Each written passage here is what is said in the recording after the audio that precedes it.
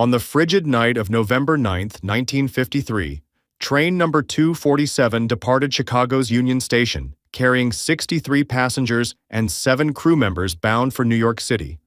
It was supposed to arrive at Central Station by 6:45 a.m. But the train never made it. The last confirmed sighting came near Williamsport, Pennsylvania, at 2:30 a.m. After that, it simply vanished. No wreckage, no distress signals, nothing. For months, search teams combed forests, rivers, and every inch of track along its route. But there was no trace of the train or its passengers. Among the missing was a businessman with dangerous connections to Chicago's criminal underworld, traveling to testify against powerful mob figures. His last telegram, sent from Toledo, Ohio, hinted at something sinister. They know. If I don't make it out, I won't be coming back. What really happened to train number 247? This investigation will uncover shocking secrets and leave you questioning everything you thought you knew. In November 1953, train number 247 left Chicago with 63 people on board. By morning, it arrived in New York, completely empty. No struggle, no bodies, just cold coffee and abandoned bags. One passenger had ties to organized crime. Investigators searched for months, but what they found raised even more questions. What really happened that night? The truth is more shocking than anyone could have imagined.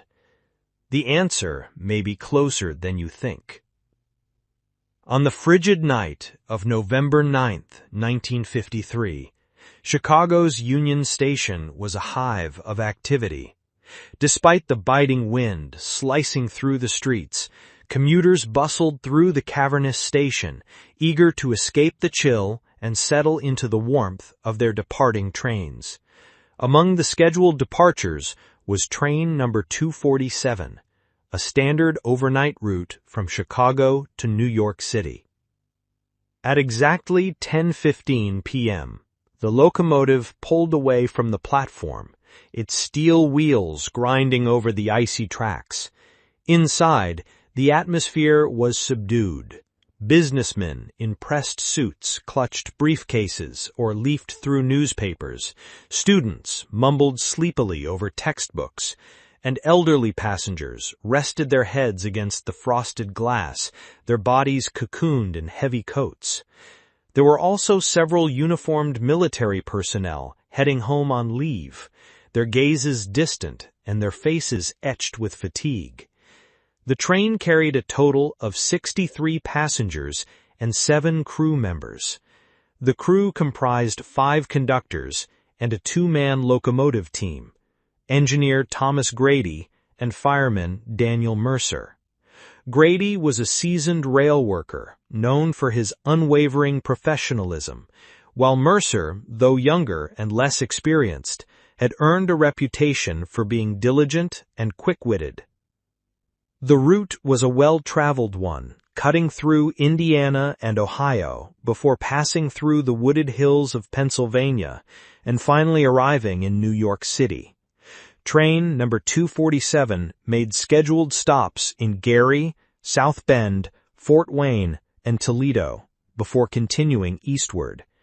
Nothing appeared out of the ordinary. Shortly before midnight, the train made its stop in Toledo, Ohio. It was here that several passengers would later recall seeing 4 men board the train. They were sharply dressed, their demeanor serious and purposeful. One of them bore a distinctive scar across his cheek, his expression cold and severe. Though they entered separately, there was an unspoken connection between them, something that made the other passengers uneasy. The train resumed its journey at 11:40 p.m. As it hurtled through the Ohio night, cutting through snow and darkness, it passed small towns and empty fields, now buried under fresh layers of frost. At precisely 11:45 p.m., William, or Billy Thornton, a businessman with known connections to Chicago's criminal underworld, sent a telegram from the Toledo station. It read, "They know. If I don't make it out, I won't be coming back." The message was cryptic but urgent. Thornton had been under federal investigation for his alleged role in organized crime, though he had not yet been formally charged. His connections to the Chicago Outfit, a powerful crime syndicate, were well known, but difficult to prove. Thornton's decision to board train number 247 had been a calculated one. He was scheduled to testify before a grand jury in New York, providing evidence that could cripple several key figures in the mob's hierarchy. But the telegram suggested he feared for his life, a concern that would prove disturbingly prescient. The last confirmed sighting of train number 247 came from a signal operator stationed near Williamsport, Pennsylvania, at approximately 2:30 a.m. According to his report, the train passed through the area without issue. Its speed was consistent, its lights visible through the swirling snow. But by morning, something was clearly wrong. The train was scheduled to arrive at New York Central Station at 6:45 a.m. When it failed to appear, station officials assumed a delay caused by the poor weather conditions. But as the hours dragged on, concern grew. Multiple attempts to contact the train by radio were met with nothing but static. By 10 a.m., the authorities were notified. Railroad officials scrambled to trace the train's route, dispatching search parties along the tracks and issuing alerts to every station between Chicago and New York.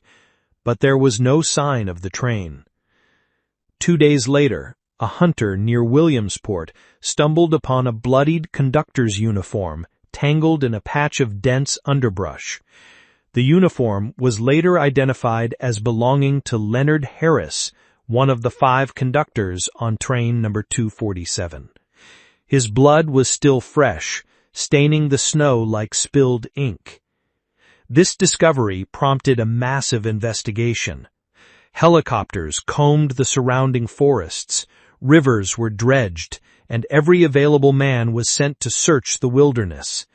But despite the thoroughness of the operation, no further evidence was found. The train and all its passengers had simply vanished. As the days turned into weeks, rumors and theories spread like wildfire. The most widely accepted explanation was that train number 247 had been hijacked by members of the Chicago Outfit. According to this theory, the train had been diverted to a remote location where Thornton was executed before he could testify. The passengers, unfortunate witnesses to the crime, were also eliminated to prevent any chance of exposure. Other theories suggested that the train had derailed and plunged into a river or ravine, but extensive searches along the route revealed no wreckage, no bodies, and no sign of a crash. Some investigators noted that Thornton had been involved in illegal trafficking operations that exploited rail networks for smuggling drugs and weapons. They speculated that the train itself might have been transporting something of immense value, something worth killing for. Despite the relentless efforts of local police, the FBI, and private investigators hired by the victims' families, the case remained unsolved. No bodies were ever found, no ransom demands were ever made, and train number 247 never appeared on any track or in any rail yard. In 1954, the case was officially closed, with authorities admitting they had exhausted all available leads. Yet, for the families of the 63 passengers and 7 crew members, closure remained a distant hope. The disappearance of train number 247 remains one of the most perplexing unsolved cases in American history. To this day, the wreckage has never been recovered, and the fates of those on board are shrouded in darkness.